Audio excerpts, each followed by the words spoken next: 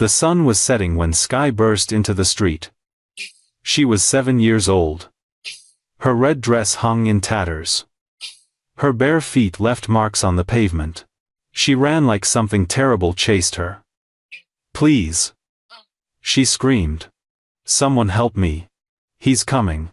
20 motorcycles lined the curb outside Rusty Jack's bar.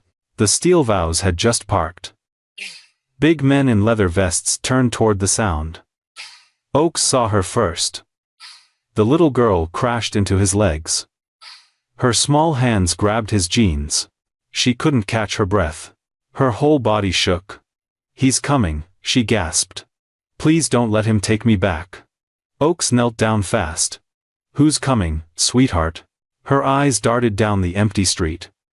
"Wild. Terrified. The man everyone loves," she whispered. "The man with the big house. The man who does charity on TV. He said nobody would ever believe me."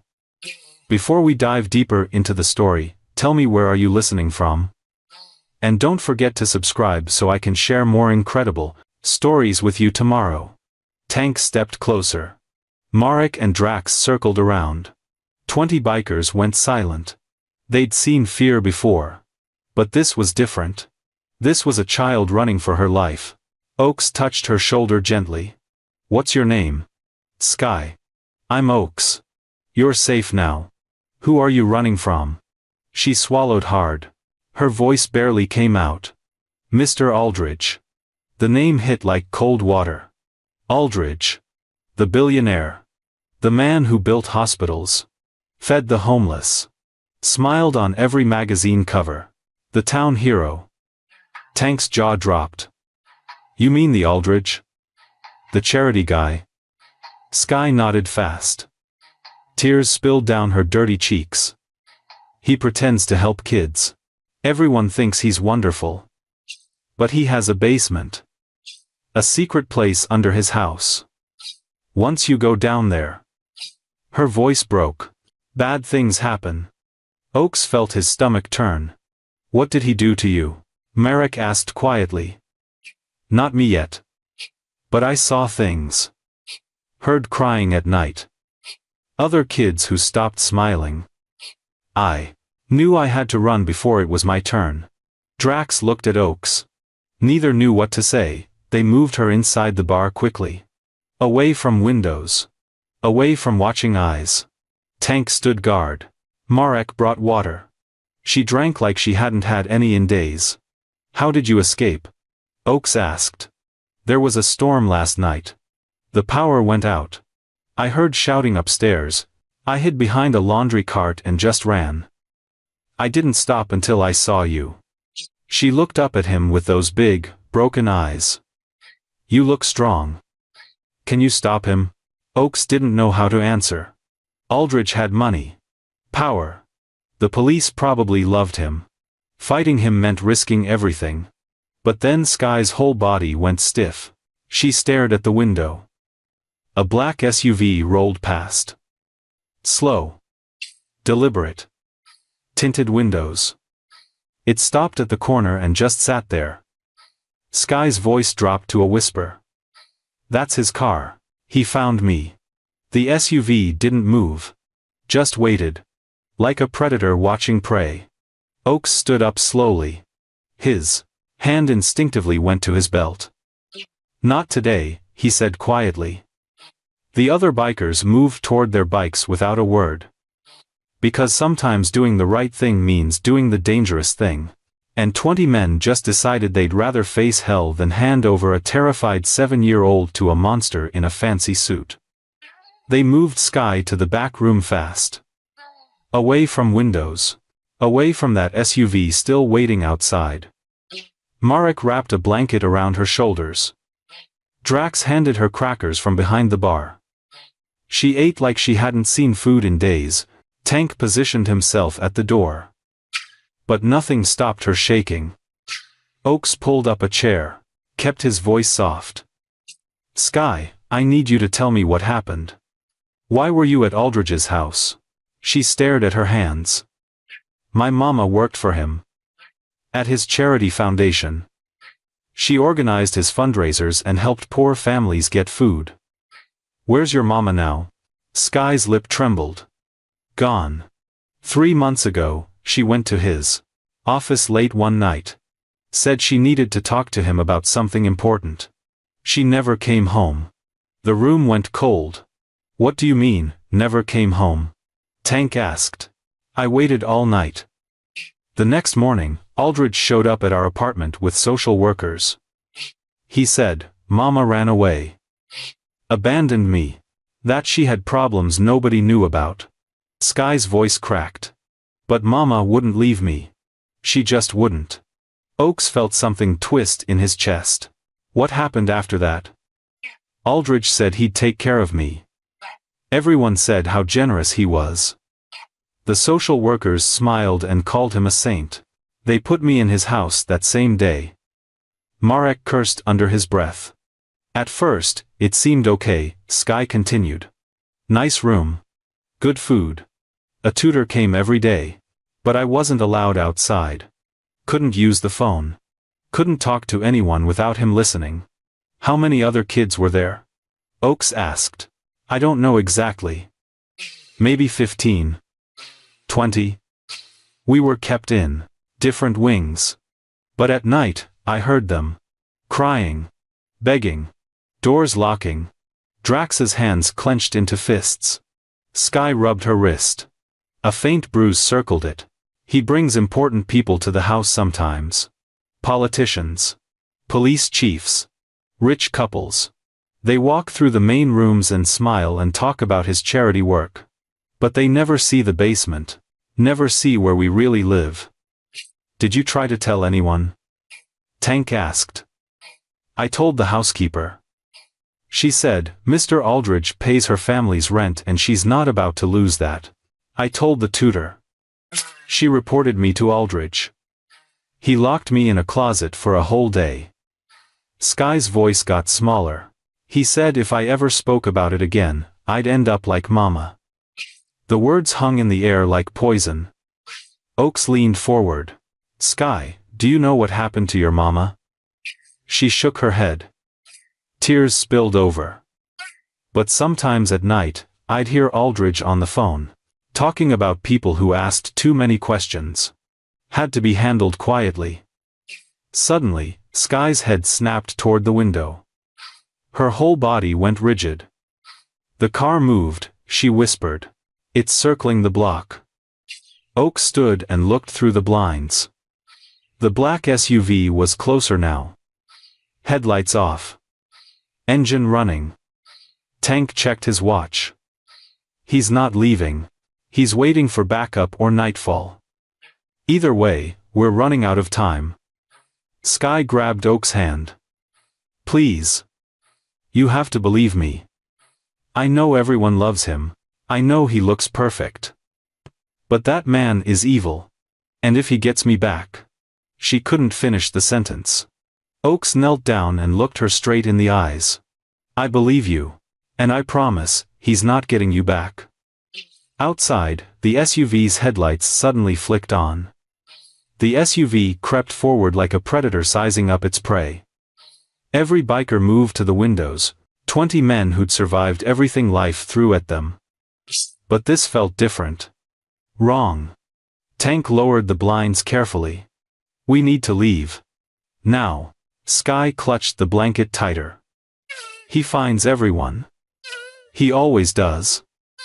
Not this time, Drax said, but his voice lacked confidence. Oakes gathered his men away from Sky's hearing.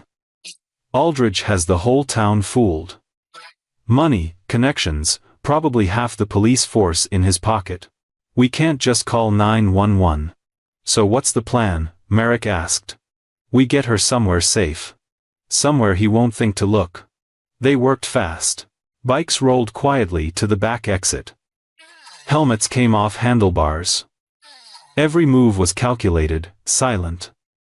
Oakes lifted Sky into his arms. She weighed almost nothing. We're going for a ride. You ever been on a motorcycle? She shook her head, eyes wide. You're gonna love it. Just hold on tight and trust me. Where are we going? Somewhere safe. Her voice dropped. Is anywhere safe from him? The question hit harder than Oakes expected. He didn't have a good answer. They slipped out the back alley. Engines roared to life all at once.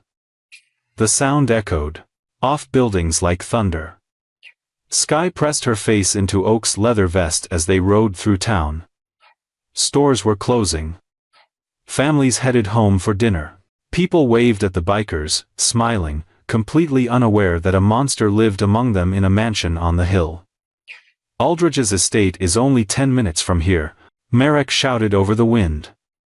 Too close, Oakes muttered. They reached Willow Creek Bridge. A narrow stretch over dark water.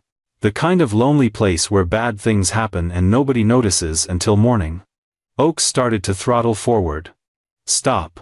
Skye suddenly yelled. He hit the brakes. Gravel sprayed. The other bikes screeched to a halt. What's wrong? Oakes asked, heart pounding.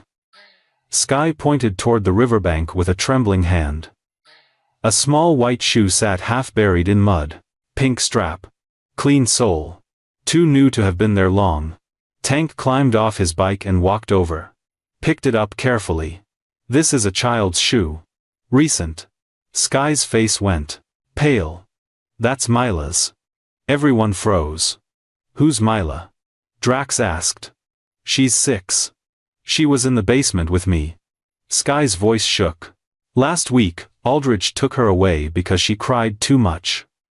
He said she needed to learn to be quiet. The words landed like stones in water. Where would he take her? Oakes asked gently. His hunting cabin. Up the river. The other kids whispered about it. They said once you go there, you don't come back the same. Marek stared at the shoe in Tank's hand. How far is this cabin? 2 miles upstream. There's a back trail through the woods. Oakes looked at his men. Saw the same thought on every face. They'd come this far to save one child. But now they knew there was another. Tank revved his engine. Then we ride. But Skye grabbed Oak's vest. You can't take me with you. If Aldridge sees me, he'll call the police. Tell them you kidnapped me. Everyone will believe him, not you. The truth of it settled heavy. I'm not leaving you alone, Oakes said firmly. I know where to hide. The old church on Willow Hill. My mama took me there before she disappeared. Aldridge hates that place. Why? He came once for a charity photo. Wouldn't go inside. Said churches make him uncomfortable. She looked up at Oakes. He won't look for me there. The bikers exchanged glances. Marek nodded slowly. I'll stay with her. You guys find Mila. Skye's eyes filled with tears. Please bring her home. Oakes touched her cheek gently. I promise. But as they split up, heading different directions into the night, every man carried the same fear. They weren't just riding to save children anymore. They were riding straight into the darkest secret their town had ever kept. Oakes stood at the water's edge, still holding Skye. The shoe sat there like evidence, screaming to be heard. Tank turned it over in his hands. The straps torn. Ripped clean through. This wasn't dropped. It was pulled off. Skye buried her face in Oakes' shoulder. Mila fights when she's scared. She kicks and screams. That's why Aldridge took her away. Drax knelt by the muddy bank, studied the ground. Fresh tire tracks. Big vehicle. Heavy tread. Came through here maybe an hour ago. An hour? Oakes' jaw tightened. She could still be alive. Or he could be covering his tracks, Tank said quietly. Skye lifted her head. There's no electricity at the cabin. Just candles. Aldridge says lights leave trails that people can follow. Her voice got smaller. Mila's afraid of the dark. She used to cry herself to sleep every night. The weight of those words crushed the air from the space around them. Marek checked his phone. Shook his head. No signal out here. We're completely on our own.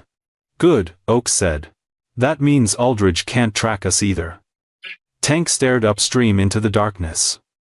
If we go after Mila now, he'll know. He's probably got cameras on every trail.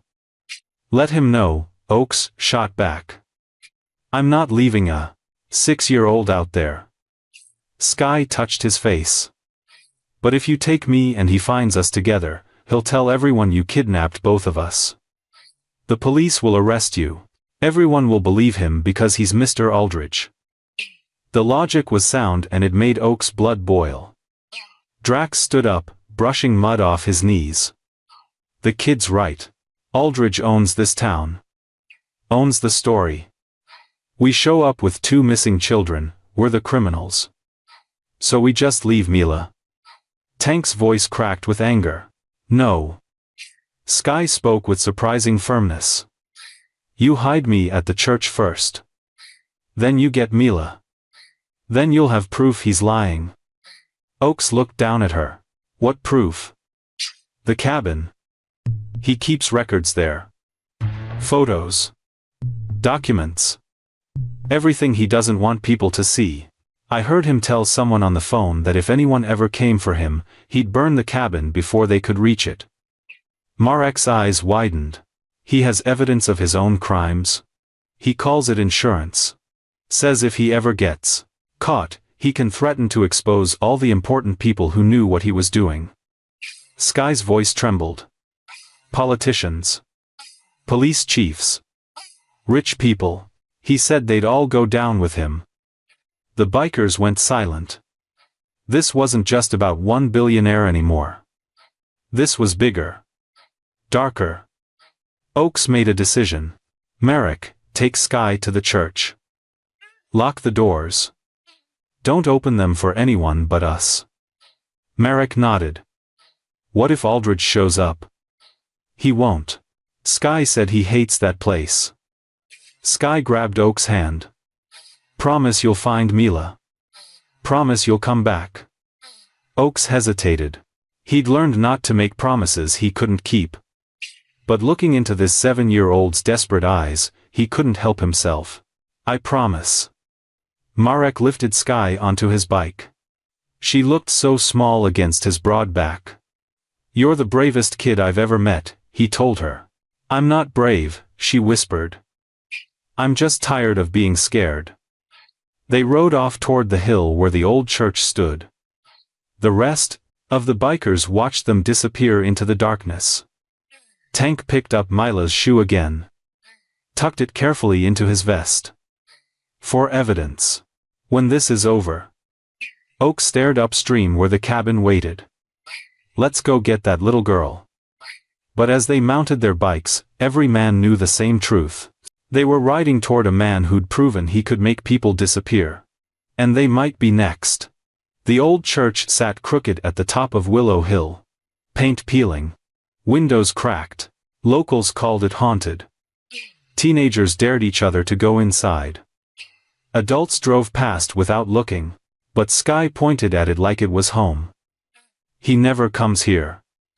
It makes him feel weak. Marek helped her off the bike. The church door creaked when he pushed it open. Inside smelled like old paper and rain. Moonlight came through the broken stained glass, painting colors across the dusty floor. This was Mama's favorite place, Sky whispered. Before everything happened.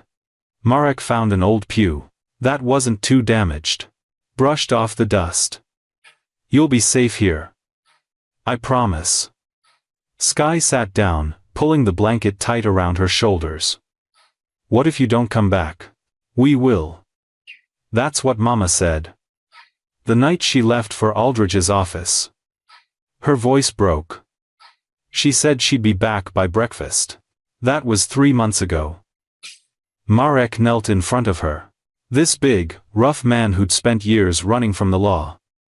Your mama was trying to protect you. That's what parents do. Are you a parent? The question hit him hard. I was. Long time ago. Made mistakes. Lost custody. Haven't seen my daughter in 8 years. Sky looked at him with those knowing eyes children have. Do you miss her? Every single day. Then you understand. You understand why I can't just hide and do nothing. She stood up. My mama disappeared because she found out something about Aldrich. Something bad enough that he had to stop her. Marek's throat tightened. Sky, you're 7 years old. You can't. I know where mama hid things. Important things. Papers she didn't want Aldrich to find. The air in the church shifted. What kind of papers? Marek asked carefully.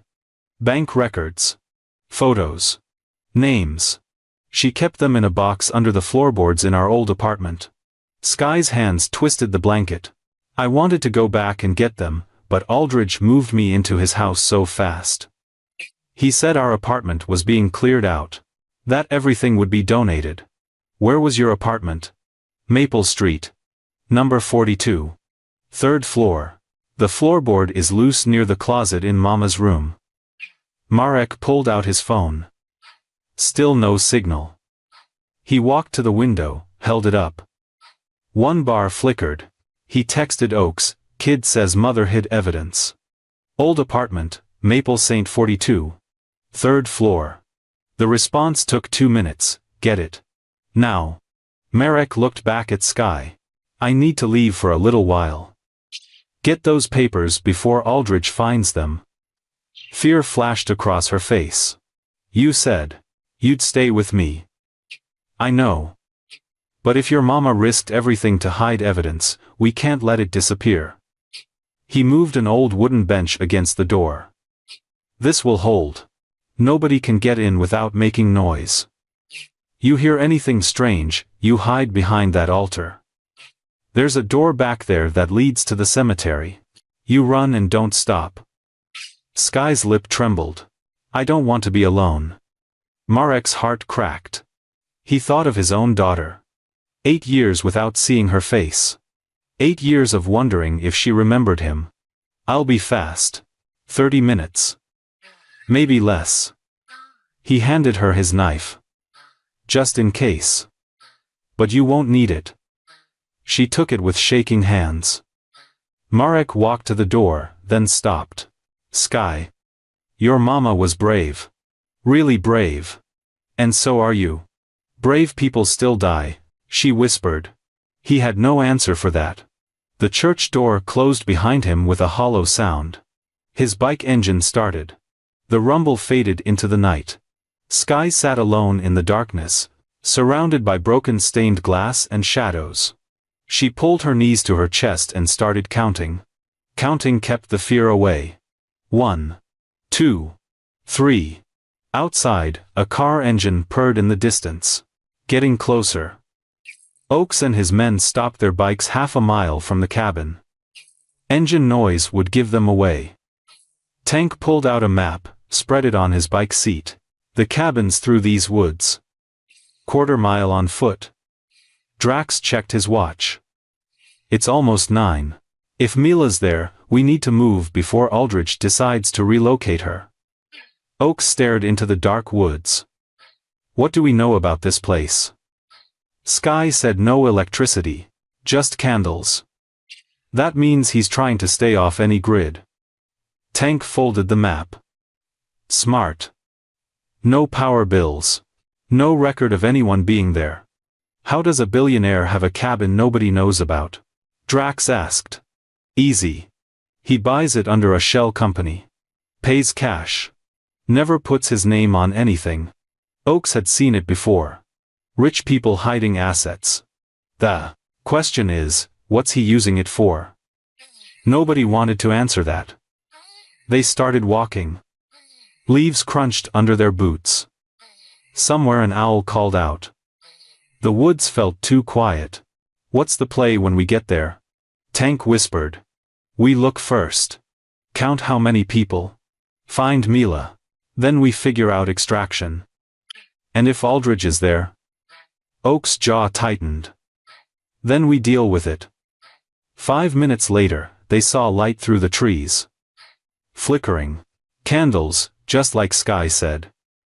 The cabin was small. 1 story. Windows covered with thick curtains. A black Range Rover sat parked out front. That's his car, Drax breathed. He's here. They crouched behind trees, watching. Waiting. A shadow moved past the window. Tall. Male. Had to be Aldridge. Then they heard it. Faint.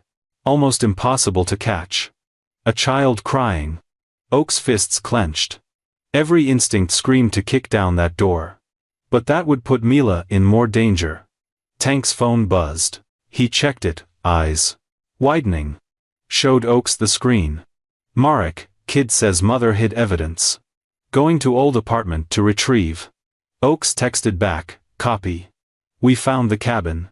Aldridge is inside. Marek, he can't know you're there. Not yet. Need evidence first. Oakes wanted to argue. Wanted to say a 6-year-old's life mattered more than evidence. But Marek was right. Without proof, Aldridge would spin this into kidnapping charges. The bikers would be arrested. Mila would go back into that basement. Another text came through, something's wrong. Car just pulled up to the church. Oak's blood went cold. Marek, getting back there now. If it's Aldridge's people. The message stopped. Drax grabbed Oak's arm. Sky's alone. If they find her, Marek's 2 minutes away, Oak said, but his voice shook. He'll get there. Tank stood up. We need to split. Some of us stay here. Some go back for Sky. No. Oakes shook his head. We split up, we're weaker. Aldridge wants that. Wants us scattered and panicking. So what do we do? Drax hissed. The crying inside the cabin got louder. Desperate. Then a man's voice. Smooth. Calm. Terrifying in its gentleness. Hush now, Mila. The more you cry, the longer this takes. Oakes felt rage burn through him like fire. His phone buzzed again. Marek, it's not Aldridge. It's a police car. Officer just went inside the church. Marek. Sky's hiding. I can see her through the window. Behind the altar like I told her. Marek, officers calling someone. Talking about a missing child. About bikers. The trap was closing. Aldridge hadn't come himself. He'd sent the law. Because he knew exactly how to make innocent men look guilty. Oakes looked at his crew. He's playing us. Keeping us here while police find Sky. When they do, they'll say we kidnapped her. What's the move? Tank asked. Oakes stared at the cabin. At the light flickering through the curtains. At the place where Mila was crying. He had to choose. Save one child now, or save both children by getting the evidence first. We wait, he finally said. Marek gets the papers. Then we move. But waiting meant listening to that little girl cry. And every second felt like betrayal. Marek's bike tore down Maple Street like lightning. His phone buzzed constantly in his pocket but he couldn't look. Not at this speed. Number 42. Third floor. That's all he needed to remember. He pulled up to the old apartment building. Half the windows were dark. A, for lease, sign swung in the wind. He took the stairs 3 at a time. The third floor hallway smelled like mildew and old carpet. Most doors had eviction notices. Sky's old apartment was at the end. Door slightly open. Someone had already been here. Marek's stomach dropped. He pushed the door wider. Stepped inside carefully. The place was gutted. Furniture gone. Walls bare. Even the light fixtures had been removed. But the floors were still there. He went straight to what must have been the bedroom. Found the closet. Dropped to his knees and started pressing floorboards. Third one clicked. He pried it up with his knife. Underneath was a metal lockbox. Rusted. Old. He pulled it out and shook it. Something slid around inside. His phone buzzed again. This time he looked. Oakes, status? Marek, got the box. Heading back to church now. Oakes, police are there. Don't approach yet. Marek's heart hammered. Skye was alone with a cop. A cop who probably worked for Aldridge. He texted back, "What's the play? Oaks, wait for my signal. We move together."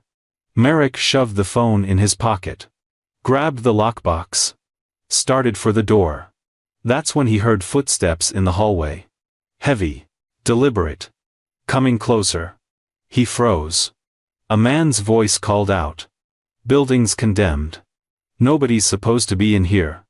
Marek didn't answer. Looked around for another exit. Fire escape outside the window. Rusted but climbable. The footsteps stopped right outside the door. "I know. Someone's in there. Come out slow. Hands where I can see them." Marek moved to the window. Tried to open it. Painted shut. He'd have to break it. The door swung fully open.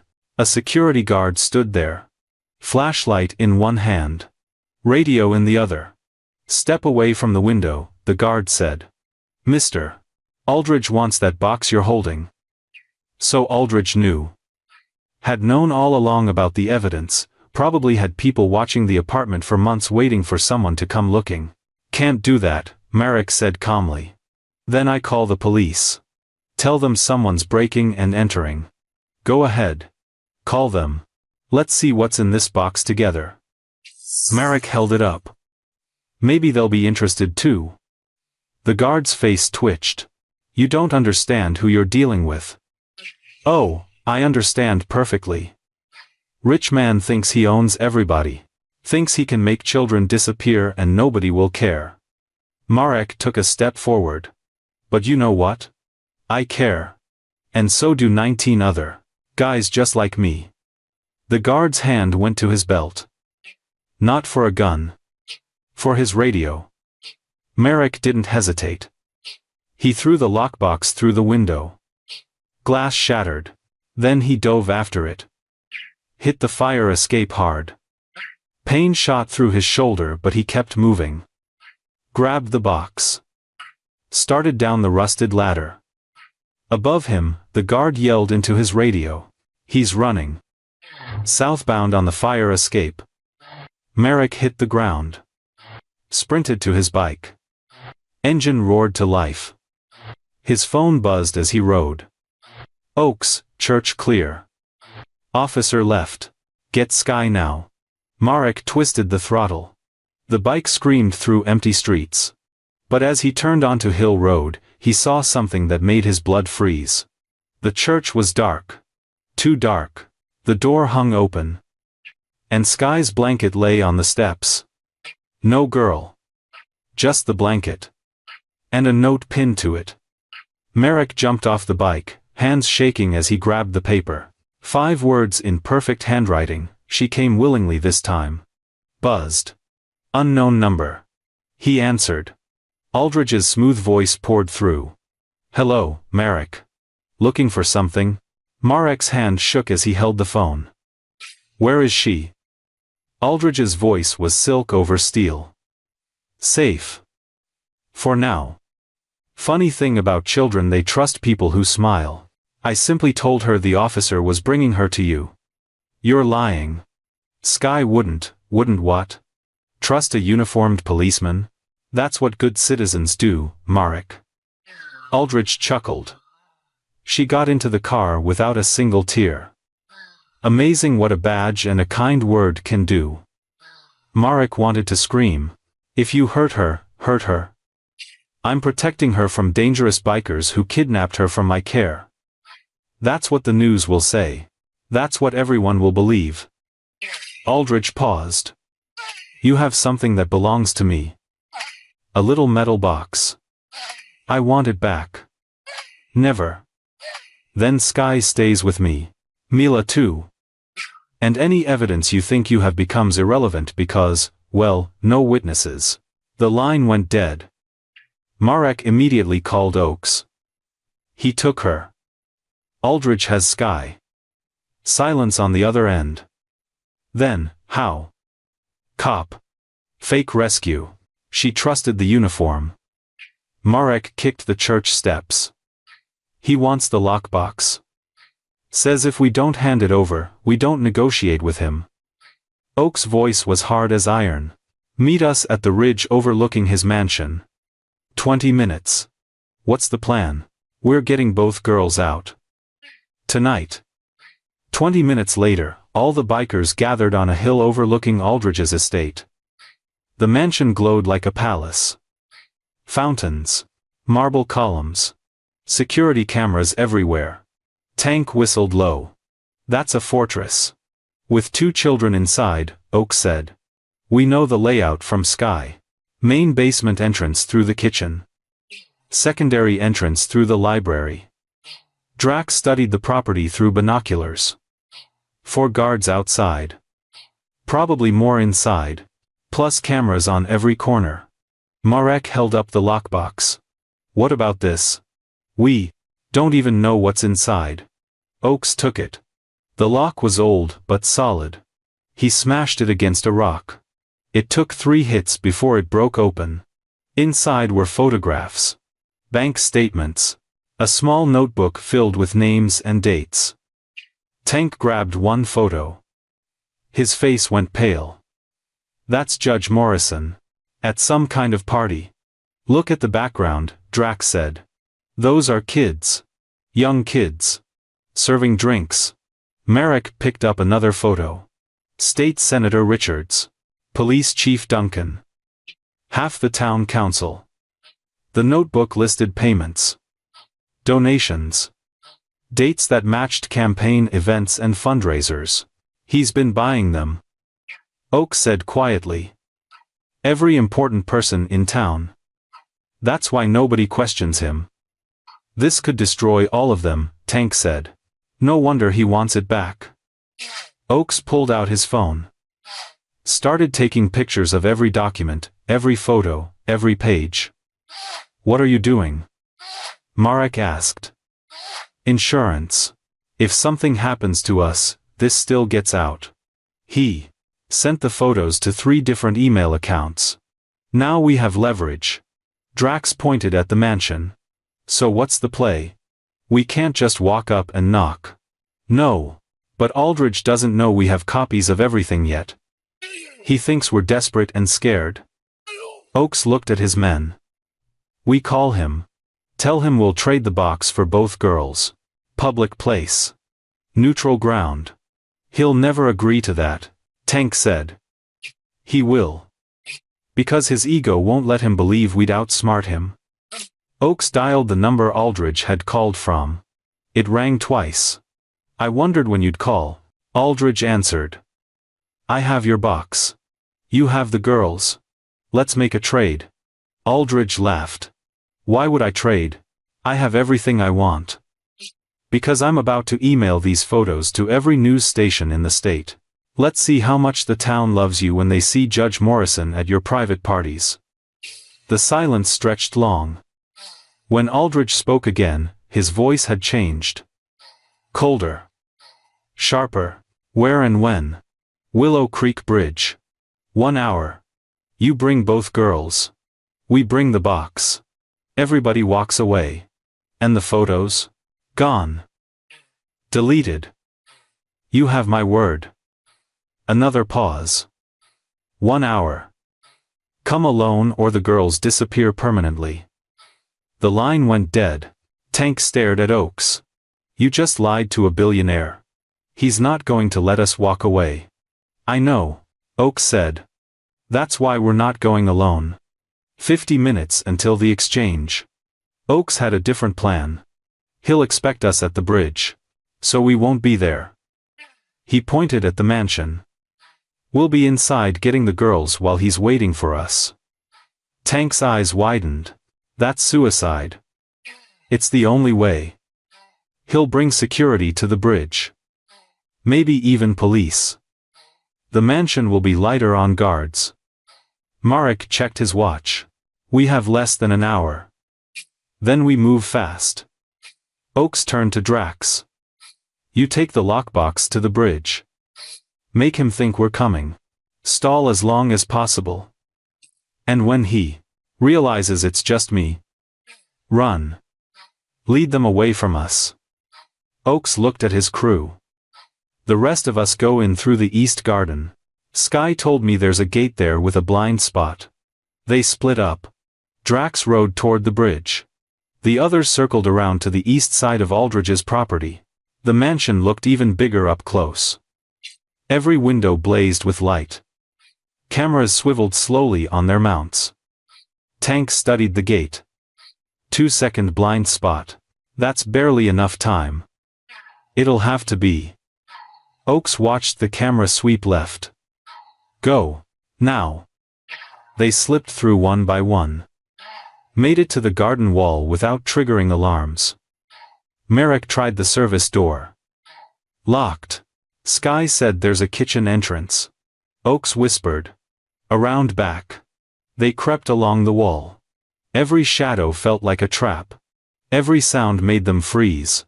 The kitchen door was unlocked. They slipped inside. The kitchen was empty but spotless. Expensive appliances. Marble counters.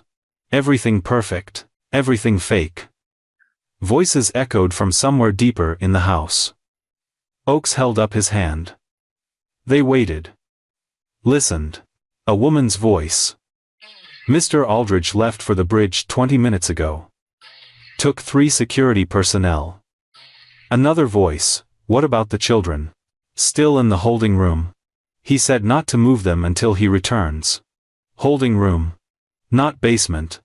Different location than Skye described. The voices faded. Footsteps receded. Tank whispered, "Where's this holding room?" Oakes remembered something, Skye said. About the library. A secret door behind the shelves. They moved through the mansion like ghosts. Past expensive paintings. Persian rugs. Photos of Aldridge shaking hands with presidents and celebrities. The library was massive. Floor-to-ceiling books. Leather chairs. A fireplace that could fit 3 men. Oakes went straight to the shelves on the far wall. Started pressing. Pulling. Looking for anything unusual. Marek found it. A book that didn't move. He pulled harder. Click. The entire bookshelf swung inward. Behind it was a steel door with a keypad. Skye knew the code, Oakes said. She watched him type it. What was it? Oakes closed his eyes. Tried to remember exactly what she'd said. 4 numbers. Her birthday? No. Her mother's birthday. He typed 0815. Red light. Wrong code. Try again, Tank urged. Oakes thought harder. Skye said Aldridge was obsessed with control. With ownership. He tried 0000. Red light. One more wrong entry and it probably locks down, Marek warned. Oakes stared at the keypad. What would a narcissist use? Something that meant something only to him. Then it hit him. The date his charity foundation was established. Skye had mentioned it once. August 20th. He typed 0820. Green light. The door clicked open. The smell hit them first. Cleaning chemicals trying to cover something worse. Fear. Desperation. The scent of children who'd cried themselves to sleep too many times. They descended into darkness. At the bottom was a hallway. 3 doors on each side. All closed. All silent. Oakes tried the first door. Locked. The second. Locked. The third door was slightly open. Inside, 2 small figures huddled on a single cot. Skye and Mila. Both alive. Skye's head shot up. Her eyes went wide. You came. Always, Oakes said. But before anyone could move. Lights flooded the hallway. And a voice echoed through speakers hidden in the walls. Hello, gentlemen. I was wondering when you'd figure it out. Aldridge. The bridge was never the meeting point. It was a test. And you failed spectacularly. Steel doors slammed shut at both ends of the hallway. They were trapped. Now, Aldridge's voice continued, Let's discuss what happens to people who break into my home. The lights were blinding. Sky grabbed Oak's hand. Mila pressed against Sky, shaking. The doors won't open. Tank said, pulling at the steel. We're locked in. Aldridge's voice purred through the speakers. I designed this room myself. Soundproof. Airtight when I choose. Right now, you have about 2 hours of oxygen. After that. He paused. Well, suffocation is surprisingly peaceful, or so I'm told. Marek scanned the ceiling. Cameras in every corner. He's watching us. Of course I am. Aldridge sounded amused. I watch everything. It's how I've stayed ahead of people like you for so long. Oaks pulled Sky close. You all right? She nodded, but her eyes said different. He told the police officer you were dangerous. That you'd taken me. I didn't want to go, but the officer grabbed my arm and said I didn't have a choice. I know, sweetheart. It's not your fault. Mila's voice was tiny. Are we going to die here? No, Oak said firmly. Nobody's dying. Aldridge laughed. Such confidence. Tell me, Oaks, what's your plan now? Break down a steel door with your bare hands? Pray for divine intervention? Tank slammed his fist against the wall. Face us like a man instead of hiding behind cameras. Why would I do that? This is much more entertaining. Watching tough bikers realize they're completely powerless. Aldridge's tone shifted, colder. You broke into my home. Attempted to kidnap children under my legal guardianship. By morning, you'll be wanted criminals. That is, if anyone finds your bodies. Sky stepped forward, staring at the nearest camera. You killed my mama. Silence. Then, your mother was careless. She found documents she shouldn't have seen. Asked questions to the wrong people. What did you do to her? I gave her a choice. Keep quiet and keep her daughter safe. Or talk and lose everything. Aldridge sighed. She chose poorly. Tears streamed down Sky's face. Where is she? Does it matter? She's gone. Just like you'll all be gone. Oaks put his hand on Sky's shoulder. Don't listen to him. But Sky kept staring at the camera. People know we're here. People know about you. Do they? Who exactly? Your biker friends. They're criminals.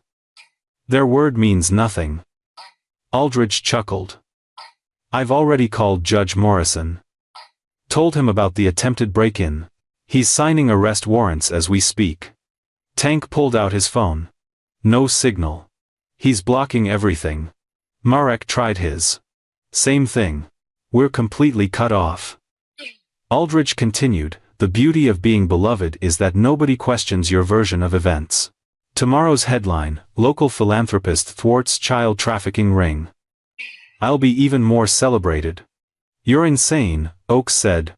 I'm practical. I take what I want. I remove obstacles. I built an empire on knowing what people desire and giving it to them for a price. His voice hardened. Your problem is you thought children like Sky and Mila mattered to anyone but you. They don't. They're forgotten. Invisible. That's why I chose them. Sky's hands balled into fists. I'm not invisible. Oh, sweetheart. You're the most invisible of all. Daughter of a nobody. No father. Mother who disappeared. Who's going to miss you? I will, Oaks said quietly. We all will. How touching. The criminals care about the orphan. Someone write a country song. Aldridge's amusement faded. You have 90 minutes of air left. I suggest you spend it making peace with whatever God you believe in. The speaker clicked off. The silence that followed was crushing. Mila started crying. Sky held her. Tank examined every inch of the walls. Marek checked the ceiling. Looking for weaknesses. Vents. Anything. Oaks knelt in front of both girls. Listen to me. We're getting out. I promise. You can't promise that, Sky whispered. Nobody beats him. Nobody. Maybe nobody's tried hard enough. Sky reached into her pocket. Pulled out a small piece of paper, folded tight. Mama gave me this. The night before she disappeared, she said if anything happened to her, I should keep it safe. Oaks unfolded it. It was a combination. 6 numbers. And an address. Wait. Sky's mother left her a lifeline from beyond the grave? Subscribe right now so you don't miss how this evidence changes everything. And comment below, do you think her mother knew she was going to die? I need to know what you're thinking because this twist just broke my heart. Oak stared at the paper. The address was for a storage unit across town. The combination was the lock code. Your mama was smart, he told Sky. Really smart. What does it mean? Marek asked. It means she knew she was in danger. She hid something important where Aldridge couldn't find it. Tank kept searching the walls. That's great, but we're still locked in here with 80 minutes of air left. Sky pointed to a vent near the ceiling. That's how I heard the other kids crying. The sound travels through the vents. Oaks looked up. The vent was small. Maybe big enough for a child. Can you fit through there? He asked Sky. She nodded slowly. I think so. No. Marek shook his head. We're not sending a 7-year-old through air ducts alone. We don't have a choice. Oaks lifted Sky up so she could see the vent. Where does it lead? She peered inside. There's a shaft that goes up. I can see light at the top. Maybe it goes to another room. If you get through, can you open the door from the outside? I don't know.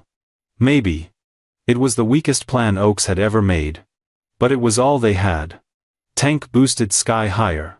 You scared? Terrified, she admitted. But more scared of staying here. Marek unscrewed the vent cover with his knife. The opening looked impossibly small. Sky squeezed through. Her feet disappeared into the darkness. For 30 seconds, they heard nothing. Then scraping sounds. Metal on metal. Sky's small voice echoing, it's tight. Keep going, sweetheart. You're doing great. More scraping. Then silence. Sky. Oaks called. No answer. Mila started crying. She's gone. He got her. No. She's just moving through the vent. Give her time. But the seconds crawled like hours. Tank checked his watch. 70 minutes of air. Then they heard it. A click from outside the door. The lock was turning.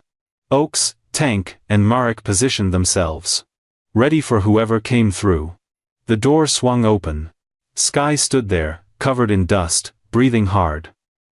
There was a panel at the end. It opened into a storage closet. The door wasn't locked from that side. Oaks grabbed her, pulled her into a quick hug. You're incredible. They moved fast. Back down the hallway. Up the stairs. Through the library. Voices echoed from the front of the mansion. Security guards talking. Getting closer. Kitchen. Oaks whispered. They ran. Mila couldn't keep up. Tank scooped her into his arms. The kitchen was still empty. They burst through the back door into the garden. Alarms started screaming. They know we're out, Marek said. Run. They sprinted across the lawn. Made it to the east gate. Slipped through just as floodlights blazed across the property. Their bikes were exactly where they'd hidden them. Engines roared to life. Sky climbed on behind Oaks. Mila went with Tank. They tore down the hill, away from the mansion, into the dark streets. Behind them, vehicles poured out of Aldridge's property. Black SUVs. Security teams. The chase was on. Where do we go? Tank shouted over the wind. The storage unit. Oaks yelled back.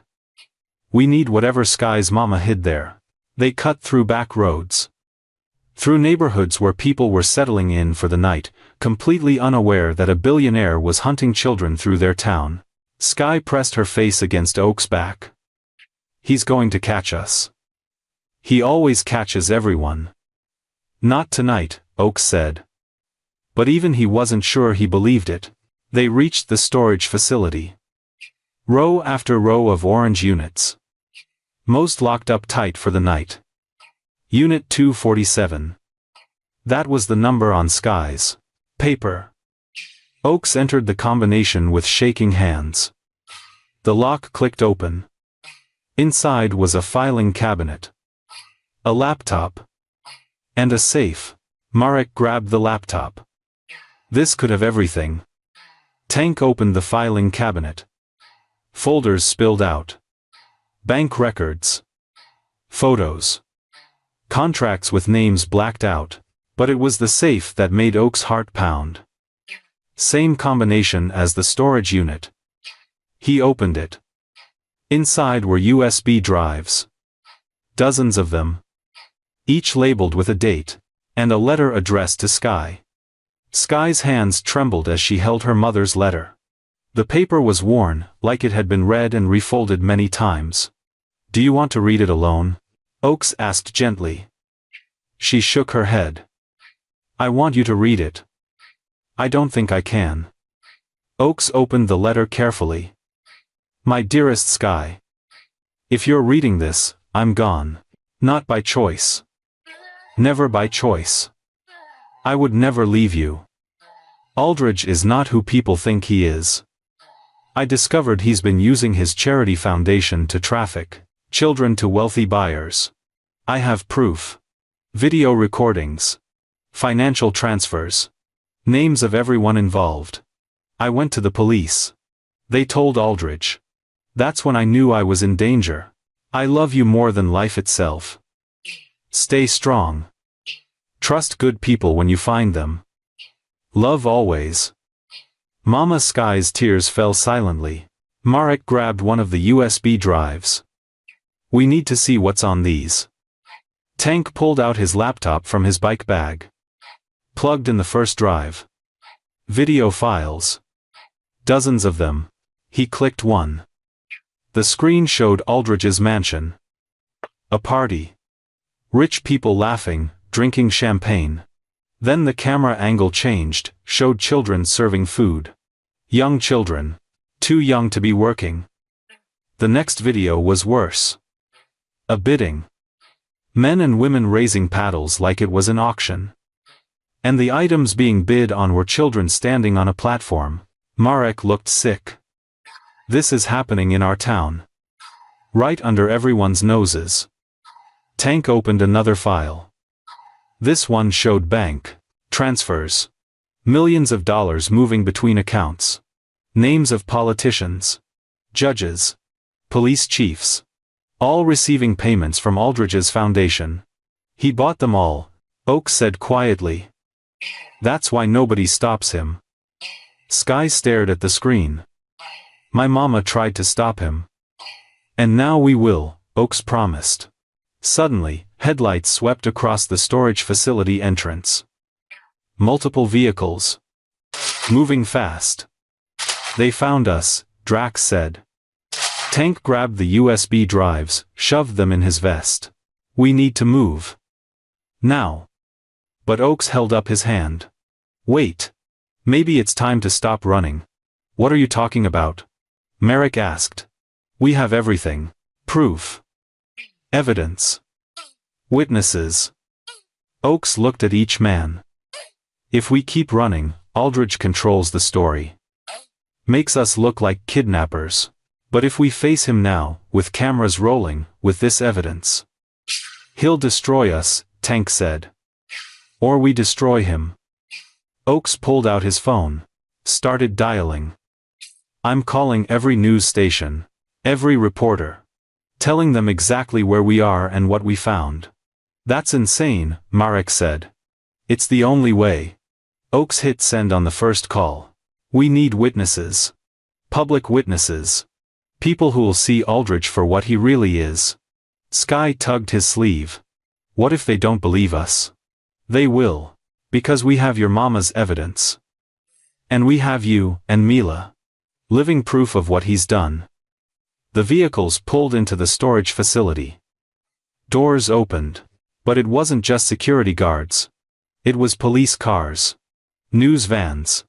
Even an FBI vehicle. Tank's eyes widened. You already called them? Before we got here? Oakes nodded. Sent them everything from the lockbox an hour ago. Anonymous tip. They've been investigating. We just gave them the location. A woman in an FBI jacket approached. We're looking for Sky Morrison and Mila Chen. Are they safe? They're here, Oakes said. And they're ready to talk. Behind the FBI agent.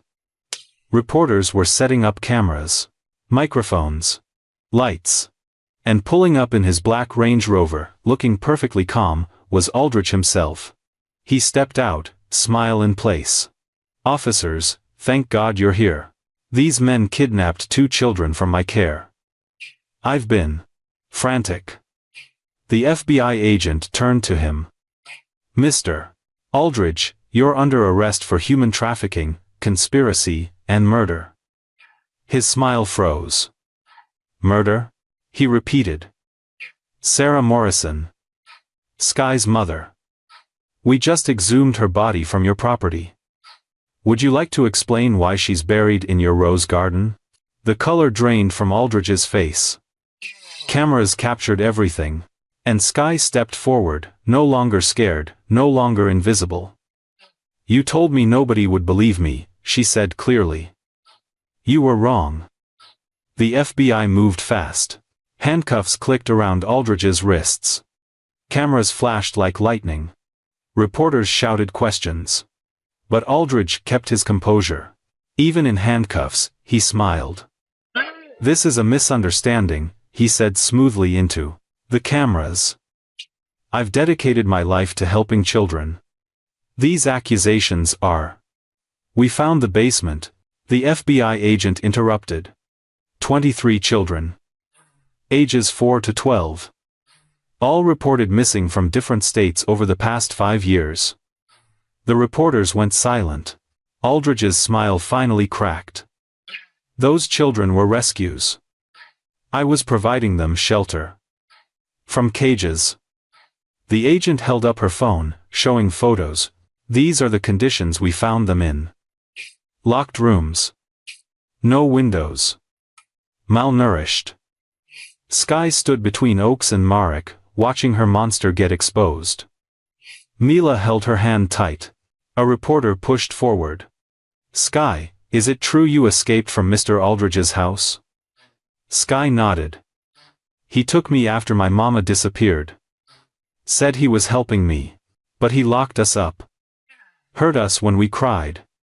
Sold some kids to people who came to his parties. Another reporter, sold them. Like things. Not people. Just things he could give away. Sky's voice was steady now. Strong. My mama found out. That's why he killed her. Aldrich lunged forward despite the handcuffs. She's lying. She's a child, she doesn't understand. We have video evidence. The FBI agent said. Your own security cameras. Every transaction. Every visitor. Everything. Aldrich's face went pale. More police cars arrived. Social workers. Ambulances for the children still at the mansion. Tank stood watching it all. It's really over. After all this, it's just over. Not quite, Marek said. Look. A black sedan pulled up. A woman in an expensive suit stepped out. She walked straight to Aldrich, whispered something in his ear. His lawyer.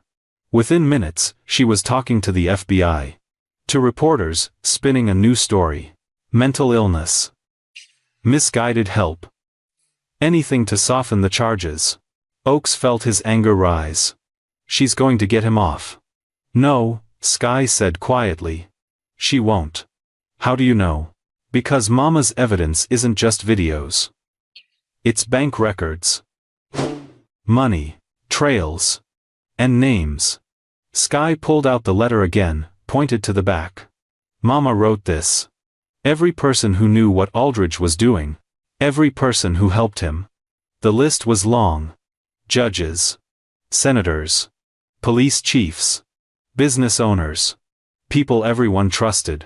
If they defend Aldridge, they go down with him, Sky said. Mama made sure of it. The FBI agent walked over. Sky, we need you to make an official statement. And Mila, too. Is that okay? Sky looked up at Oakes. Will you stay with me? Every second. They went to a mobile command center the FBI had set up. Inside were computers, recording equipment, comfortable chairs. A kind woman with gentle eyes sat across from Sky. I'm Agent Chen. I need you to tell me everything that happened. Take your time. Nothing you say will get you in trouble. Sky took a breath. Started talking. She talked about the basement. The other children. The crying at night.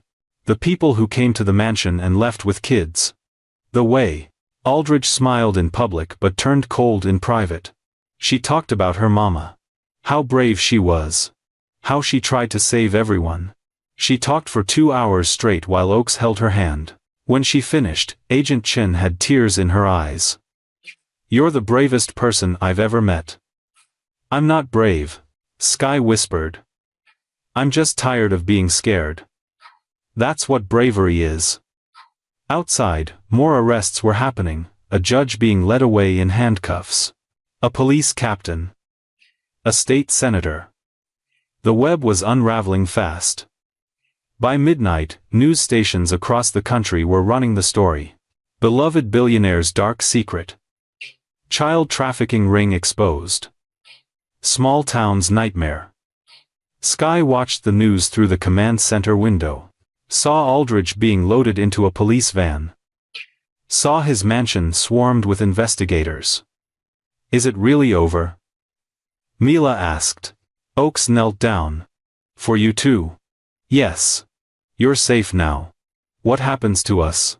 Sky asked. That question hung in the air. No father. Mother dead. No family to claim them. Agent Chen touched Sky's shoulder gently. We'll find you a good home. Both of you. I promise. But Sky's eyes filled with tears. After everything, she was still alone. 3 days after the arrest, Aldridge posted bail. $5 million. Paid in cash. Oakes got the news from Agent Chen over the phone. His stomach dropped. How is that possible? He's a flight risk. His lawyers argued he's a pillar of the community. Judge granted bail with an ankle monitor. Agent Chen sounded defeated. I'm sorry. We fought it. Which judge? Silence. Judge Patterson. He wasn't on your list. Oakes cursed. There were more people in Aldridge's pocket than they knew. He called Tank immediately. Aldridge is out. Out? How? Money. It's always money. Oakes paced the motel room where they'd been staying. Where are the girls? Safe house. FBI protection. 2 agents watching them around the clock. That's not enough. No, it's not enough. Tank went quiet. What are you thinking? I'm thinking Aldridge didn't build an empire by giving up when things got hard. He's planning something. That night proved Oakes right. The first threat came by text. Unknown number. Sent to Sky's temporary phone the FBI had given her. Tell them you lied. Or everyone you love disappears. Sky showed it to Agent Chen with shaking hands. We'll trace it, the agent said. But her face said she already knew it was untraceable. The second threat came 3 hours later. A package delivered to the safe house. Inside was a photo of Marek's daughter. The one he hadn't seen in 8 years. Standing outside her school. The message was clear, talk, and we hurt the people you care about. Tank got a similar photo. His elderly mother at the grocery store. Drax received one of his sister at work. Oakes got the worst one.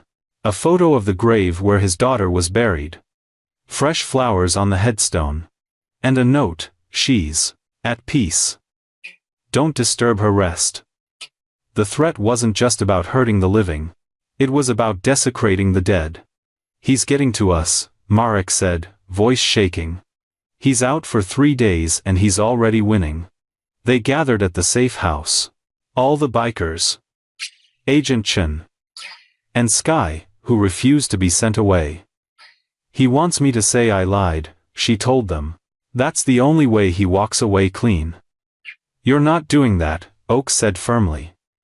But your families are adults who can make their own choices. You're a child. We protect you, not the other way around. Agent Chen's phone rang. She stepped away, talked quietly, then came back pale. What? Oakes asked. 2 of the children we rescued from Aldridge's mansion just recanted their statements. Said they were confused. That Aldridge never hurt them. He got to them, Tank said. Threatened their foster families. Without those testimonies, our case gets weaker. Agent Chen sat down hard. Sky and Mila are our strongest witnesses now. If they recant. We won't, Sky said. But her voice trembled. Right, Mila. Mila, sitting on the couch, didn't answer. She stared at the floor. Mila. Sky moved closer. You won't lie for him, right? He said. Mila's voice was barely a whisper. He said my baby brother is in foster care across town. Said bad things happen to babies in foster care if their sisters don't cooperate. The room went cold. He's threatening a toddler. Marek said, disgusted. Agent Chen grabbed her phone. I'll get protection for the brother immediately. But the damage was done. Fear had crept back in. That night, while everyone slept, Sky sat by the window. Watched the street. Wondered if running again was the answer. A car pulled up across the street. Black sedan. Windows tinted. It sat there. Engine running. Waiting, Sky's heart pounded. She woke Oakes. He's here. Or someone working for him. Oakes looked out the window. The car didn't move. Just sat there. A reminder. A threat. A promise that Aldridge was always watching. We can't live like this, Sky whispered. Hiding forever. Scared of every car. Every phone call. We won't have to. The trial. The trial could take years. And he'll keep threatening everyone until they're all too scared to testify. Sky turned to Oakes. There's only one way to stop him. What's that? I go back. Absolutely not. Not really back. But make him think I am. Make him believe he's won. Then trap him. Oakes stared at this 7-year-old who'd survived hell and was now planning to walk back into it. That's the craziest thing I've ever heard. Sky's eyes were fierce. It's the only thing that'll work. Agent Chen refused at first. Absolutely not. We don't use children as bait. I'm not bait, Sky said. I'm the only one he wants. The only one who can get close enough. Close enough for what? Oakes asked. And know about. Sky's plan was forming fast. He thinks he's won. That everyone's too scared to fight. If I show up and tell him I'll recant my statement, he'll get cocky. Say things he shouldn't. Marek shook his head. This is a child. We can't. I'm a child he already hurt, Sky interrupted. I'm a child whose mama is dead because of him. I'm a child who has nothing left to lose. That last part silenced everyone. Agent Chen studied Sky carefully. Even if we considered this and that's a massive if, how would we keep you safe? Wire me. Put agents everywhere. Let me meet him somewhere public. Sky's voice didn't waver. He'll want to meet. His ego won't let him pass up the chance to gloat. Tank looked at Oakes. This is insane. It's also smart, Oakes admitted quietly. Aldridge thinks he's untouchable. Thinks money solves everything. He won't expect a 7-year-old to outthink him. Agent Chen paced. Made phone calls. Came back an hour later. My supervisor said no. Too dangerous. Too many ways it could go wrong. Sky's shoulders sagged. Then Agent Chen added, but he also said if you were to accidentally send Aldridge a message from your phone, and if he were to respond and suggest a meeting, and if that meeting happened to take place somewhere we could legally monitor, well, we couldn't stop you from being in a public place. The meaning was clear. The FBI couldn't officially sanction it. But they wouldn't stop it either. Sky picked up her phone. Stared at the screen. What do I say? She asked. Oak sat beside her. Tell him you're tired. That you want everything to go back to normal. That you'll do whatever he wants. Sky's fingers shook as she typed, Mr. Aldridge, I can't do this anymore. Everyone's scared. I'm scared. I'll tell them I made a mistake. That I was confused. Just please leave everyone alone. She hit send. For 5 minutes, nothing. Then, 3 dots appeared. He was typing. Smart girl. I knew you'd understand eventually. Meet me tomorrow. Riverside Park. Noon. Come alone. Sky showed the message to Agent Chen. Riverside Park is perfect. Open. Public. We can have agents positioned everywhere. Agent Chen looked at Sky. Are you absolutely sure about this? No, Sky admitted. But I'm doing it anyway. That night, they prepared. Fitted Sky with a tiny microphone hidden in her jacket button. Went over every possible scenario. What to say. How to stay calm. When to signal for help. Mila hugged her before bed. What if he takes you again? He won't. I have 20 bikers and the FBI watching my back. Sky tried to sound brave. Besides, I'm not the same scared girl who ran away. I'm stronger now. But alone in her room that night, Sky wasn't so sure. She looked at her mama's letter again. Read the last line, trust good people when you find them. She'd found them. Oaks, Tank, Merrick, Drax. Men who chose to protect her when they didn't have to. Men who risked everything for a child they barely knew. Tomorrow, she'd face the monster who took everything from her. And either she'd win, or Aldridge would prove that evil always wins in the end. I can't believe a 10-year-old is about to walk into a trap to save everyone else. If your heart is pounding like mine, smash that subscribe button because you need to see if she makes it out alive. Comment stay safe Sky if you're rooting for her. I want to see this comment section flooded with support for this brave little girl. She fell asleep holding her mama's letter, dreaming of the day when monsters finally faced justice. And little girls didn't have to be brave anymore. Noon came too fast. Riverside Park was busy. Families having picnics. Kids on the playground. Joggers on the path. Nobody knew the FBI had 15 agents scattered through the crowd.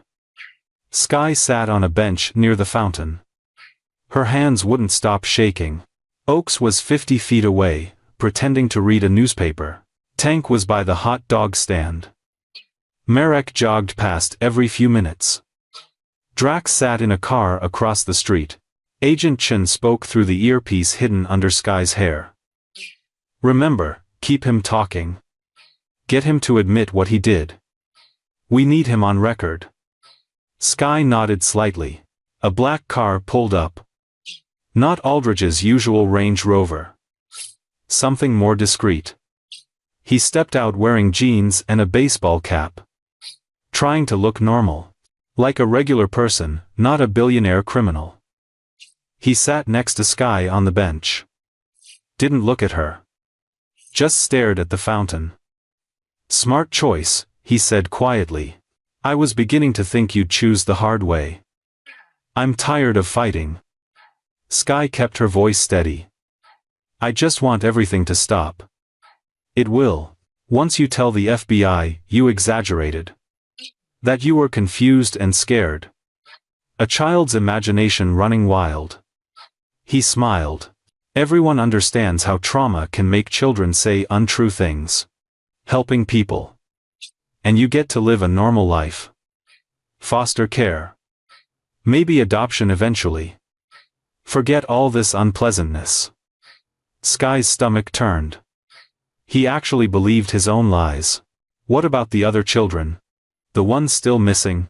What other children? Aldridge's voice was smooth as glass. The children in my care were rescues. I saved them from terrible situations. The authorities misunderstood my methods. You locked them in a basement. Temporary housing while I arranged proper placements.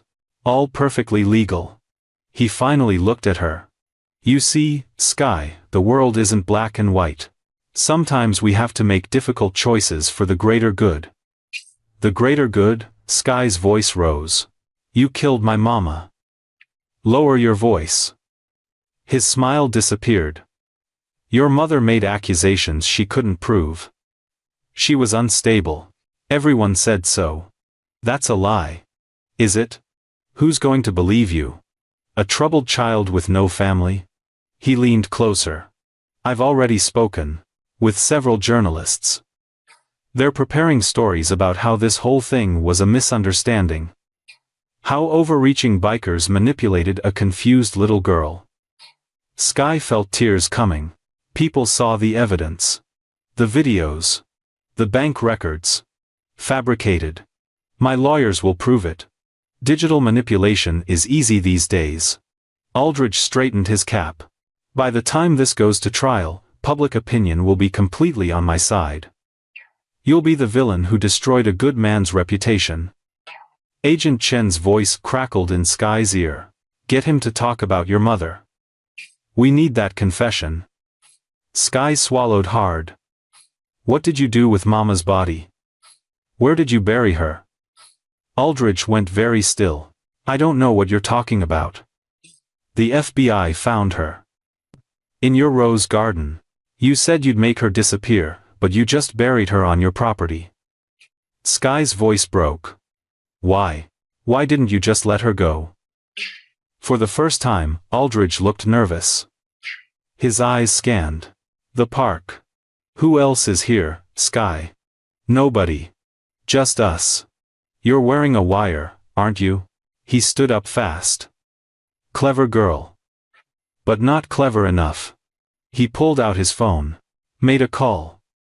Plan B. Now. Across the park, the black sedan that brought him screeched forward. But so did 3 FBI vehicles, blocking its path. Agents swarmed from every direction. Aldridge tried to run. Made it 5 steps before Agent Chen tackled him to the ground. You're under arrest. Again. And this time, there's no bail. Sky stood frozen on the bench, watching her nightmare finally end. Oakes rushed over, pulled her into his arms. You did it. You got him. But Sky didn't feel victorious. She felt empty. Because her mama was still gone. And nothing would bring her back. 2 days after Aldridge's second arrest, Agent Chen called Sky to the FBI office. We need you to do something difficult, she said gently. We need you to walk through the mansion one more time. Help us find anything we might have missed. Sky's breath caught. I don't want to go back there. I know. But other children are still unaccounted for. Families waiting for answers. You know that house better than anyone. Oakes drove her there that afternoon. The mansion looked different now. Crime scene tape everywhere. No fountains running. Windows dark. Inside was worse. Empty rooms that used to shine now felt hollow. The marble floors echoed with every footstep. Agent Chen led them to the basement door. You don't have to go down if you can't. Sky stared at the stairs. This was where her nightmares lived. Where she'd heard children crying. Where she'd waited for her turn to disappear. I can do it, she whispered. Oakes took her hand. I'm right beside you. They descended together. The basement looked smaller in the light. Sadder. Cots lined up like hospital beds. Toys scattered on the floor. A chalkboard with math problems still written on it. He made us do schoolwork, Sky said. Quietly. Said educated children were worth more. Agent Chen wrote notes. Worth more to who? The people who came to the parties. The ones who bid on us. Sky pointed to a corner. That's where we'd stand. In a line. And they'd walk past us like we were cars at a dealership. The words made Oaks sick. Sky moved to the far wall. There's another room. Behind here. We searched every room. Agent Chen said. No. There's a hidden one. I heard him talking to someone once. Said he kept special records in the safe room. For insurance. They examined the wall. It looked solid. No obvious doors. Sky knocked on different sections. Listening. Here. Sounds hollow. Agent Chen called in a team. They brought equipment. Found the seams of a hidden door. Took 30 minutes to figure out how to open it. When it finally swung inward, everyone went silent. The room was small. Just a desk, a computer, and a massive safe built into the wall. Can you open it? Agent Chen asked the tech team. Not without the combination. And this model is designed to destroy its contents if breached incorrectly. Sky walked to the safe. Stared at the digital keypad. What would he use? She thought aloud. Something important to him. Something nobody else would guess. She tried his birthday. Red light. Wrong. His foundation's founding date. Red light. One more wrong attempt and it locks permanently, the tech warned. Sky closed her eyes. Thought about everything Aldrich had said. About control. About ownership. About how he saw children as property. Then she remembered. The night Mama disappeared. March 15th. The night he took everything from her. She typed, 0315. Green light. The safe door clicked open. Inside were file folders. USB drives. And photographs that made Agent Chen immediately turn Sky away. Don't look, she said firmly. Oaks, get her out of here. But Sky had already seen enough. Photos of children with important-looking people. Children who looked scared. Broken. Lost. Those are the missing ones, Sky said. The ones who never came back. Agent Chen pulled out a ledger, names. Dates. Amounts. Destinations. This is a trafficking log, she breathed. Every child he ever sold. Every buyer. Every location. Her hands shook. This is bigger than we thought. International. Organized. This isn't just Aldrich. This is a network. Oaks felt the weight of it. How many children? Agent Chen counted pages. Over 200. Spanning 10 years. The number crushed the air from the room. Sky's legs gave out. Oaks caught her before she fell. 200. She whispered. 200 families destroyed. But now we can find them, Agent Chen said. Now we can bring them home. Because of you, Sky. Because you were brave enough to come back here. They spent 3 more hours documenting everything. Every file. Every photo. Every piece of evidence that would bring down not just Aldrich, but everyone involved. When they finally left, the sun was setting. The mansion cast long shadows across the lawn. Sky looked back at it one last time. I hope they tear it down, she said. I hope nobody ever has to see it again. They will, Oaks promised. Every brick. Every reminder. Gone. That night, the news broke. Trafficking network exposed. International investigation launched. 200 children missing. The world finally understood the scope of what Aldrich had built. And in a small motel room, Sky cried for every child whose name was in that ledger. Every child who didn't get to run away. Every child still waiting to be found. 3 weeks passed. The investigation expanded to 12 countries. 78 arrests. Politicians, businessmen, even a few celebrities. The world watched in horror as the trafficking network unraveled. Sky and Mila stayed in protective custody. Same safe house. Same routines. Waiting for the trial that would put Aldridge away forever. Then Agent Chen came with news that changed everything. "We found something in your mother's bank records," she said carefully. "Something we missed before." Sky looked up from the book she was reading. "What?" "Your mother made deposits. Large deposits. Every month for 2 years before she disappeared." "From her job?" "No. The amounts were too big. Way beyond what Aldridge paid his employees." Agent Chen sat down. "Sky, the deposits came from offshore accounts. The same accounts Aldridge used to pay off politicians and buyers." The room went cold. "What are you saying?" Oakes asked.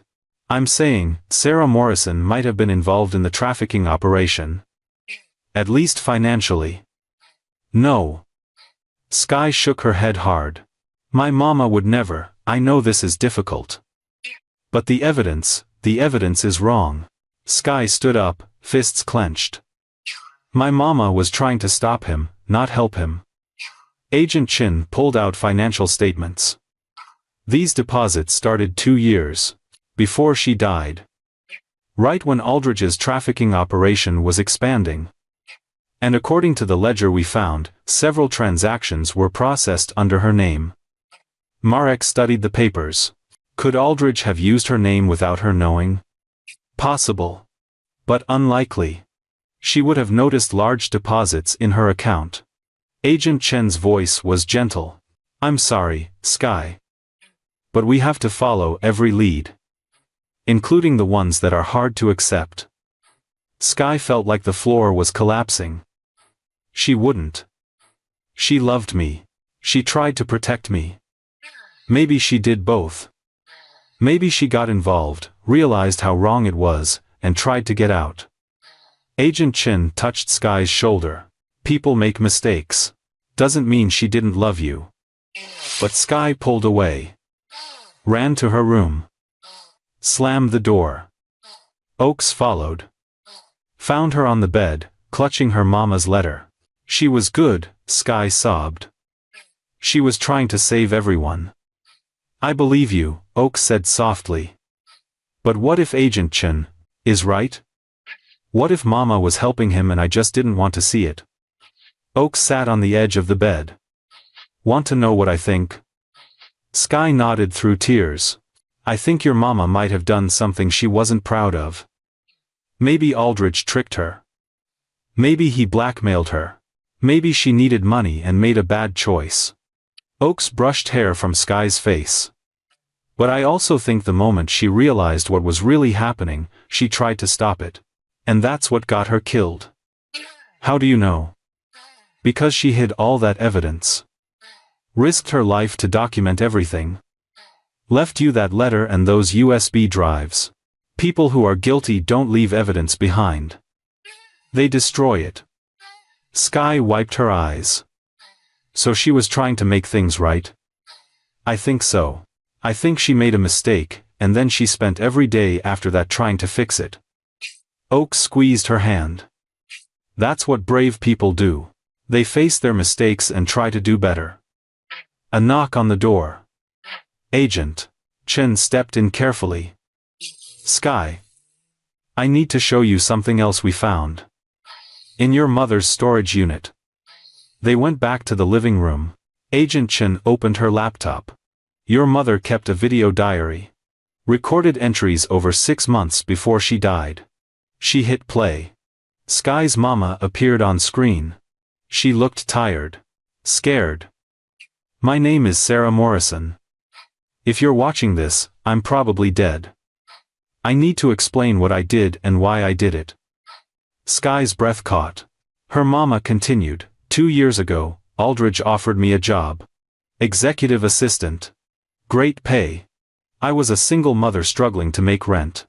I said yes without asking questions. Then I started noticing things. Money moving through accounts I managed. Children coming and going from his house. Strange meetings with powerful people. She paused, wiping tears. By the time I realized what was happening, I was already implicated. My name on documents. My signatures on transfers. Aldridge told me if I said anything, he'd make sure I went to prison. That Sky would grow up without a mother. Sky's heart broke. So I played along. But I also started documenting everything. Every transaction. Every name. Every crime. I built a case against him. Against all of them. Sarah's voice strengthened. Aldridge doesn't know, but I've been working with a federal agent for 3 months. We're building a case that will destroy him. The video ended. Agent Chen spoke quietly. Your mother was an informant. She was helping us build a case when Aldridge found out and killed her. Everything she did, the money, the signatures, it was all evidence we needed. Sky couldn't speak. Couldn't breathe. Her mama hadn't betrayed her. She'd saved her. I'm literally crying. Sky's mother wasn't a villain, she was a hero who gave her life to take down Aldridge. If this story is hitting you in the feels, subscribe because the trial is coming and justice is about to be served. Comment and tell me, what would you have done in her mother's position? Would you risk everything to save the children? Let's honor her sacrifice in the comments. The trial started 4 months later. Sky sat in the witness box wearing a blue dress Agent Chen had bought her. The courtroom was packed. Reporters. Families of missing children. The bikers in the back row. And Aldridge, sitting at the defense table in an expensive suit, looking calm as ever. The prosecutor was a woman named Miss Rivera. She had kind eyes but a steel voice. Sky, can you tell the court how you came to live with Mr. Aldridge? Sky's hands gripped the armrests. She'd practiced this 100 times. But actually saying it out loud, in front of everyone, was different. My mama worked for him. When she disappeared, he said he'd take care of me. Social services believed him because he's rich and famous. And what happened when you moved into his house? At first, it seemed okay. Nice room. Food. A tutor. But then I realized I couldn't leave. Couldn't call anyone. There were other kids there too. In locked rooms. Aldridge's lawyer stood. Objection. The defendant provided housing for disadvantaged children as part of his charitable work, which required locked doors and no outside contact. Miss Rivera shot back. The judge sustained the objection, but the point was made. Miss Rivera continued. What did you witness while living there? I heard children crying every night. Saw important people come to parties and leave with kids. Heard Aldridge on the phone talking about sales and deliveries like we were products. Sky's voice shook but held steady. And I found out my mama died because she tried to stop him. The courtroom murmured. Over the next hour, Sky detailed everything. The basement. The hidden room. The ledger with 200 names. The video evidence her mama had collected. Aldridge's lawyer tried to shake her during cross-examination. Isn't it true you have an active imagination, Sky? No, sir. Isn't it true you were traumatized by your mother's abandonment and created this elaborate story to cope? My mama didn't abandon me. She was murdered. There's no proof of that. They found her body in his rose garden. The lawyer paused. Changed tactics. Isn't it true these bikers, he pointed at Oaks and the others, convinced you to lie about Mr. Aldridge? Nobody convinced me of anything. I lived it. A 7-year-old child against a respected philanthropist. Who should this jury believe? The one telling the truth. The courtroom was silent. After Sky, 23 other children testified. Former residents of Aldridge's house. Each told similar stories. Locked rooms, strange visitors. Kids disappearing. Then came the FBI evidence. Bank records. Videos. Photographs. The ledger with names and prices.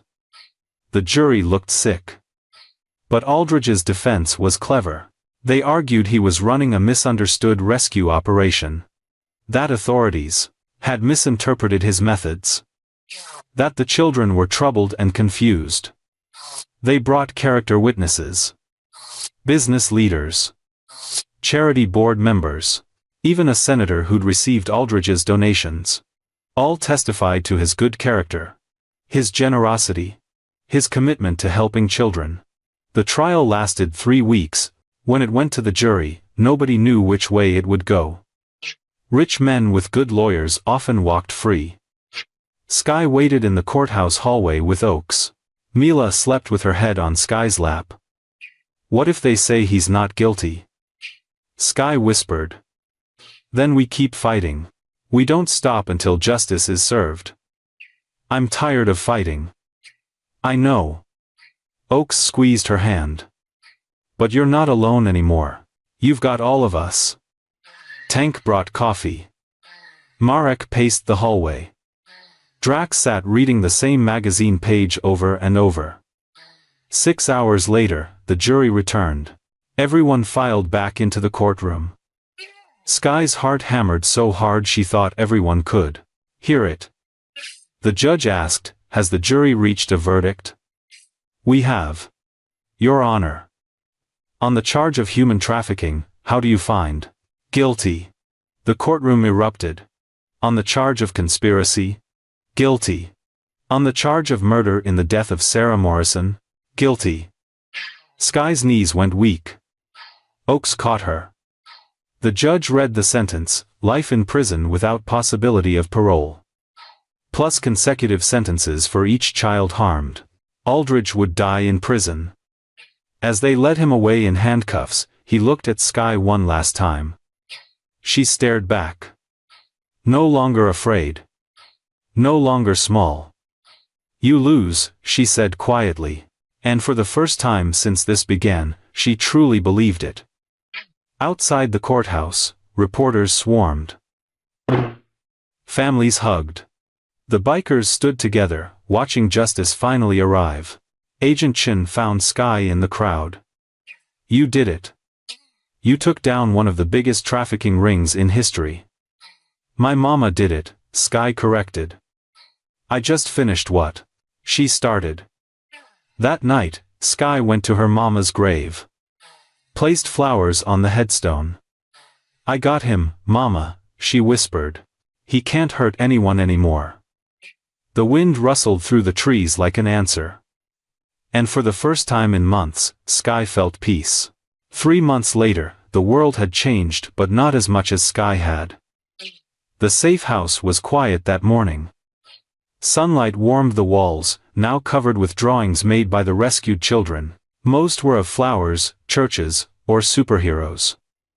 But one drawing stood out: 20 motorcycles tearing across a highway, headlights blazing like stars. Oakes knelt beside Sky as she colored the sky orange. "That us?" he asked softly. Sky nodded, eyes shining. "The heroes who came for us when nobody else did." Outside, mailboxes overflowed with letters, thank you notes from parents whose stolen children were returned. Some enclosed bracelets, handmade cards, or drawings. Sky held one letter gently, as if it were a living thing. She read aloud, "Because of you, my son is home. Because of you, I finally sleep at night. Thank you for being brave when we could not." Her voice cracked, but she kept reading to the end. Later that afternoon, the familiar rumble of engines echoed across the valley. The steel vows were passing through, not in formation this time, but slow, respectful. A quiet promise. Oakes took Sky's hand. "You see, Sky," he murmured, "courage matters. And truth matters. You proved that." Sky blinked fast. "I never thought a little girl could make a billionaire fall." "You did more than make him fall," Oakes said, brushing a tear from her cheek. You reminded the world that even the smallest voice can shake the strongest walls. On Willow Hill, she and Mila stood together, waving as the bikers disappeared into the sunset. The wind lifted a paper pinned to the old church door. It read, "The road takes care of its own. Never underestimate a child who runs toward the truth." The camera holds on Sky's face, scarred, brave, impossibly hopeful. Because in the end, courage is contagious. Justice is relentless. And the world, no matter how dark, bends toward the light. If even one child dares to fight. Fade out.